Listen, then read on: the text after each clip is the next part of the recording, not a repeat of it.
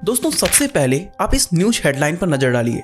रणबीर कपूर जो बॉलीवुड के जाने माने एक्टर है, उन्हें ईडी के द्वारा समन किया गया है। रणबीर पर आरोप है कि उन्होंने महादेव बेटिंग नाम के एक ऑनलाइन बेटिंग प्लेटफॉर्म को प्रमोट किया है। सिर्फ रणबीर ही नहीं बल्कि श्रद्धा कपूर, हुमा कुरैशी, हिना खान और कपिल शर्मा भी इस केस में फंसते नजर आ रहे हैं। लेकिन ये पूरा मामला सिर्फ एक बेटिंग ऐप को प्रमोट करने का नहीं है, बल्कि इस मामले के तार हवाला नेटवर्क से जुड़े हुए हैं और ऐसे आरोप लग रहे हैं कि इन सेलिब्रिटीज ने भी अपना पेमेंट हवाला के जरिए ही लिया था। केवल यही नहीं, इस केस के कनेक्शंस दाऊद इब्राहिम और नक्सलवादियों से भी जुड़ते नजर आ रहे हैं। एनडीटीवी की वेबसाइट पर पब्लिश्ड इस आर्टिकल की माने तो महादेव बेटिंग ऐप हर दिन करीब 200 करोड़ रुपए कमा रहा है और इसके पीछे के मास्टरमाइंड्स हैं सौरभ चंद्रकार और रवि उप्पल, जो यूएई में बैठकर अपना सारा खेल चला रहे हैं। और ऑनलाइन बेटिंग के इस खेल से वो अभी तक 5000 करोड़ से भी ज्यादा का रुपए कमा चुके हैं। इनकी अमीरी का अंदाजा आप इस बात से लगा सकते हैं कि फरवरी 2023 में सौरभ चंद्रकार ने अपने शादी पर 200 करोड़ से ज्यादा रुपए खर्च कर दिए थे, जिसमें कई फेमस सेलिब्रिटीज को भी बुलाया गया था। अब आप सभी के मन में ये सवाल आ रहा होगा कि आखिर ये सारा खेल शुरू कहां से हुआ। तो दोस्तों हमारी कहानी शुरू होती है साल 2013 में, जब सौरभ चंद्रकार और रवि उप्पल दुबई की शानो शौकत वाली दुनिया से दूर छत्तीसगढ़ के भिलाई में रहा करते थे। सौरभ चंद्रकार एक जूस की दुकान चलाता था तो रवि उप्पल का टायर्स का काम हुआ करता था। ये दोनों दिन भर मेहनत करके जो भी पैसे कमाते थे, उसमें से थोड़ा सा पैसा अपने पास बचाकर सारा अपने परिवार के लिए भेज दिया करते थे। लेकिन फिर एक दिन इन्हें बैटिंग का शौक लग जाता है और ये अपने पैसों को सट्टे में उड़ाने लगते हैं। बात करें सौरभ चंद्रकार की तो उसने 10 से 15 लाख रुपए सट्टे में गंवा दिए थे और रवि उप्पल के साथ भी कुछ ऐसा ही हुआ था। भारी लॉसेस झेलने के बाद ये दोनों लोग अच्छे से समझ चुके थे कि इस बैटिंग की दुनिया में सट्टा खेलने वाला नहीं बल्कि खिलाने वाला ही कमाई करता है और इसीलिए ये दोनों अपनी दुकानों पर ताला लगाकर बुकी बनने निकल पड़ते हैं। पर यहाँ प्रॉब्लम ये थी कि भारत में बैटिंग इलीगल होने के कारण उनका खेल कभी भी खत्म हो सकता था। सौरभ और रवि इसका तोड़ निकालकर दुबई पहुंच जाते हैं, जहां ना तो बैटिंग पर कोई बैन है और जहां बैठकर वो ग्लोबल लेवल पर अपने बैटिंग नेटवर्क को चला सकते थे। ये दोनों अपना शैतानी दिमाग दौड़ाते हैं और साल 2016-17 में अपने महादेव बुक ऐप को लॉन्च कर देते हैं। दोस्तों पहली बार इस ऐप का नाम सुनकर किसी को भी यही लगेगा कि शायद ये कोई रिलीजियस ऐप है, लेकिन सच्चाई इससे बिल्कुल अलग थी। एक्चुअली ये एक बैटिंग प्लेटफॉर्म है जिस पर लोग महज 500 रुपए से भी बैटिंग शुरू कर सकते हैं। इस ऐप पर लोग अलग अलग गैम्बलिंग गेम्स खेल सकते हैं और क्रिकेट, फुटबॉल जैसे डिफरेंट स्पोर्ट्स पर बैटिंग भी कर सकते हैं।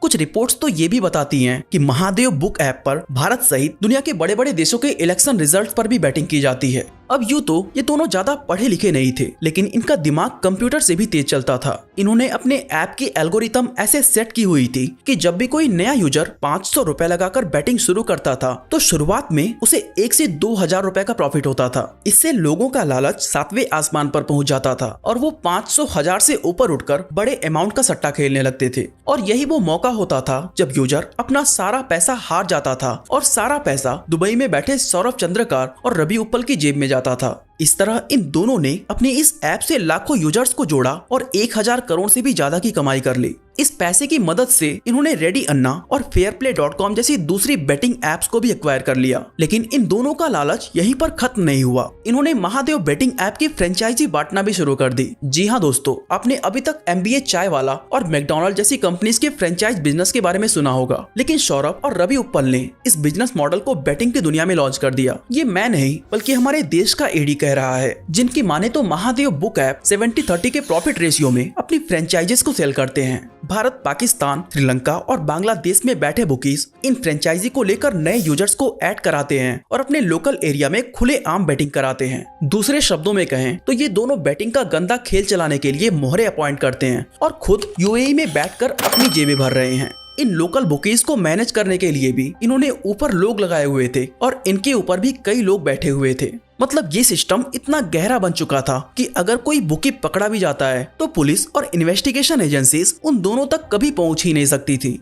ये सब सुनने के बाद अब आप ये सोच रहे होंगे कि आखिर इतने हजारों करोड़ की पेमेंट इन तक पहुंचती कैसे थी। तो दोस्तों चलिए अब इस महादेव बेटिंग ऐप के पेमेंट सिस्टम को समझते हैं। यहाँ होता कुछ यूँ था कि जब भी कोई नया यूजर इनके ऐप पर अपनी आईडी बनाता था तो उसे एक व्हाट्सएप नंबर के जरिए एक बैंक अकाउंट की डिटेल्स भेजी जाती थी। अब मान लीजिए कि वो यूजर उस बैंक अकाउंट में 500 रुपए जमा करता है तो उसके ऐप में 500 रुपए की कीमत के पॉइंट्स को ऐड कर दिए जाते थे, जिससे अब वो ऑनलाइन बैटिंग कर सकता था। अब वैसे तो बहुत ही कम लोग इस ऐप से पैसे कमा पा रहे थे, लेकिन अगर किसी को विड्रॉ कराना हो तो उसे एक दूसरे व्हाट्सएप नंबर के जरिए इसकी इंफॉर्मेशन देनी होती थी। ये सब सुनने के बाद आप सोच रहे होंगे कि अगर सारी पेमेंट्स बैंक अकाउंट्स के जरिए ही हो रही थी तो आखिर पुलिस और इन्वेस्टिगेशन एजेंसीज इस रैकेट को पकड़ क्यों नहीं पाई।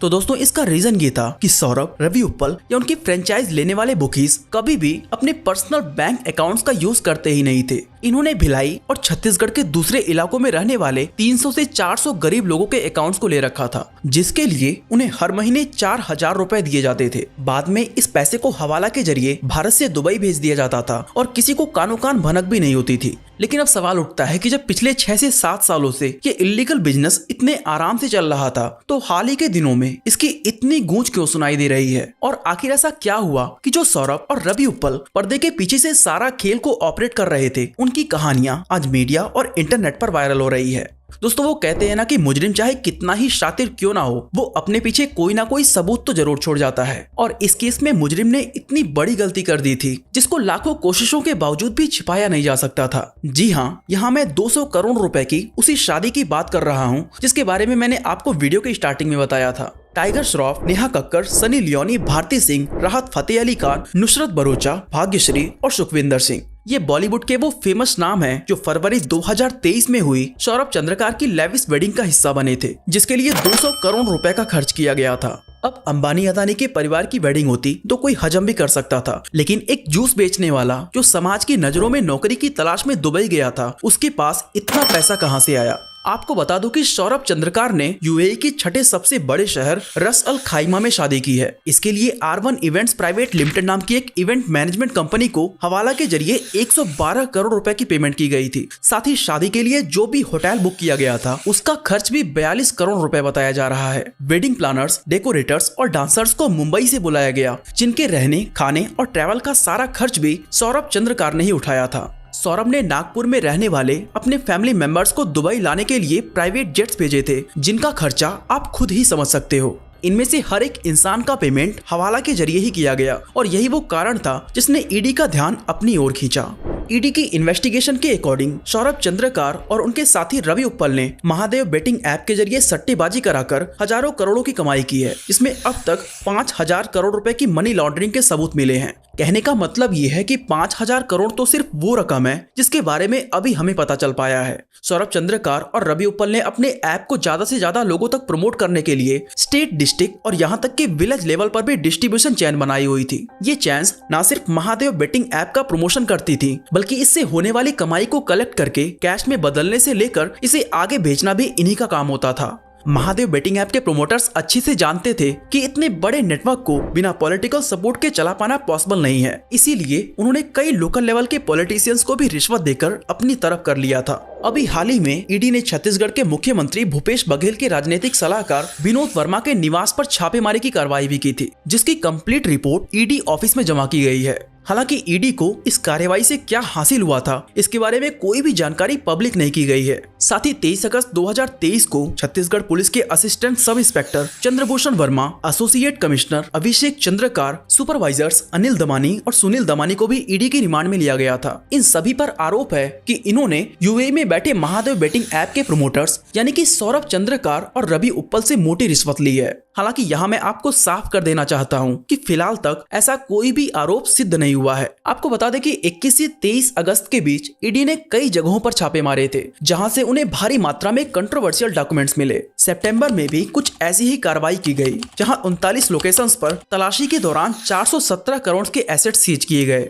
इनमें कई बैंक अकाउंट्स और भारी मात्रा में कैश पकड़े गए थे। ईडी ने कोलकाता के एक विकास छपरिया को भी पकड़ा है, जो कथित तौर पर महादेव बेटिंग ऐप के हवाला ऑपरेशंस की एक अहम कड़ी हुआ करता था। विकास छपरिया के जरिए उन्हें गोविंद केडिया नाम के एक और बंदे का पता चला, जो अपनी investment entities perfect plan investment LLP, Exim general trading FG और टेकप्रो IT सॉल्यूशंस की मदद से हवाला का ये पैसा इंडियन स्टॉक मार्केट में इन्वेस्ट कर रहा था। अब क्योंकि हवाला का इस पैसे से भारत के स्टॉक मार्केट में भी इन्वेस्ट किया गया था, इसलिए हो सकता है कि आने वाले दिनों में हमें इस केस में सेबी यानी कि securities and exchange board of India का इन्वॉल्वमेंट भी देखने को मिले।